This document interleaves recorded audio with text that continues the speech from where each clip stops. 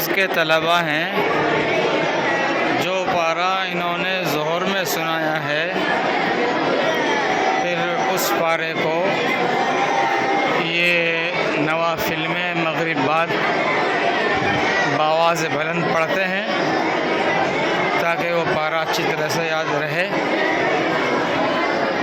ये इस मकतब में, मकतब दारुल कुरान फारूकिया बड़वाली मस्जिद जयपुर में दर्जा हिफ्ज़ की ये तरतीब है।